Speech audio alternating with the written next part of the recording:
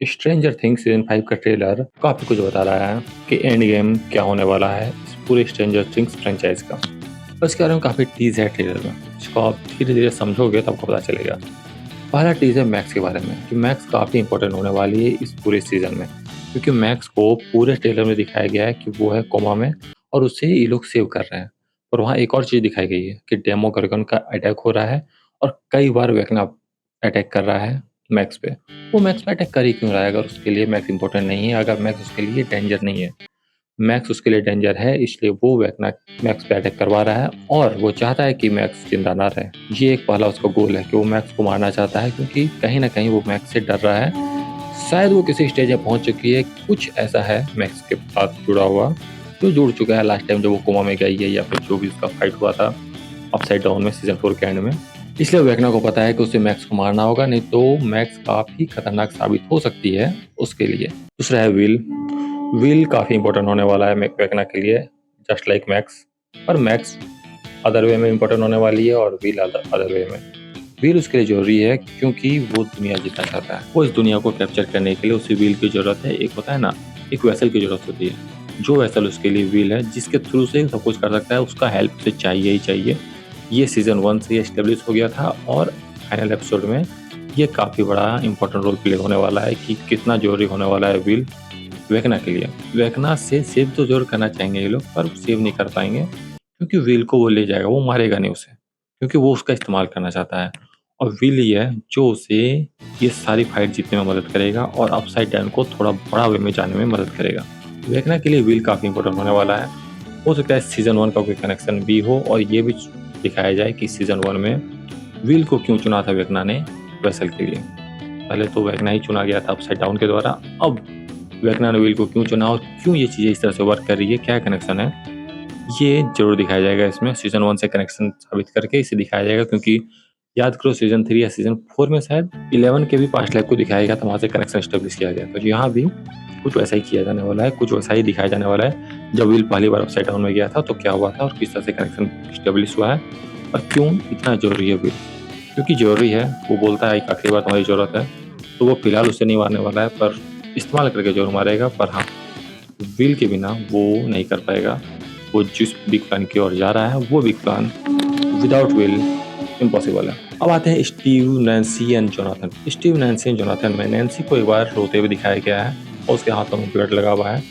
ये सब चीज़ें एक चीज़ को कनेक्ट कर रही है कि किसी न किसी की डेथ हुई है उस वक्त, और वो हो सकता है या तो स्टीव हो या तो जोनाथन हो। और ट्रेलर में देखो तो जोनाथन के कई सारे सीन हैं, स्टीव का सिर्फ 1 या 2 सीन है। मतलब ये है कि स्टीव कहीं जाएगा इन लोगों के साथ अपसाइड डाउन में ही, और वहाँ स्टीव सर्वाइव नहीं कर पाएगा।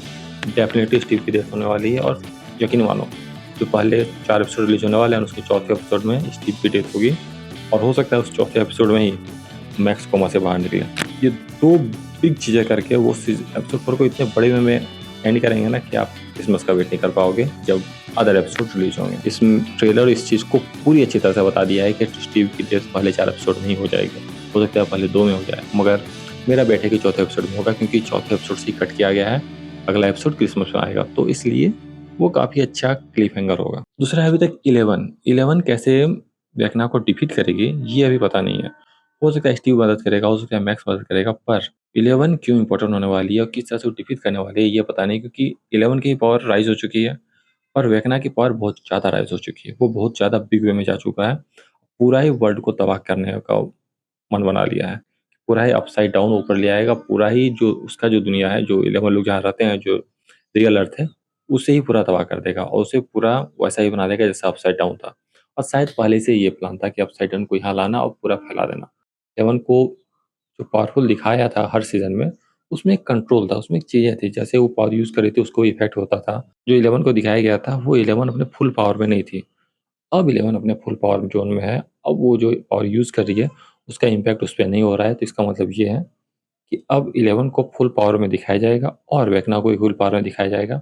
11 को कई बार नहीं दिखाएगा फुल पावर में, तो अब ये फाइट काफ़ी टक्कर की होने वाली है, पर 11 अब भी वेकना से काफ़ी कमज़ोर है। भले वो हरा चुकी है उसको, पर वेकना से अभी कमज़ोर है। ये चीज़ फिक्स या तो विल करेगा या फिर के बारे में हिंट हमें मैक्स देगी जब वो कोमा से आएगी। दूसरा ये है कि आर्मी का रोल काफ़ी ज़्यादा इंपॉर्टेंट होने वाला है इस पूरी सीरीज़ में, क्योंकि काफ़ी टाइम बीत जाएगा इस सारी चीज़ को हुए हुए और पूरा जो सिटी है उसमें वेकना और अपसाइड डाउन पूरा फैला हुआ है। तो वहाँ पे आर्मी क्या है अपसाइड डाउन में भी चल गई है और यहाँ भी एक कैंप बना लिया है। दोनों साइड कैंप बना लिया है और दोनों साइड नज़र रखी हुई है क्या चल रहा है।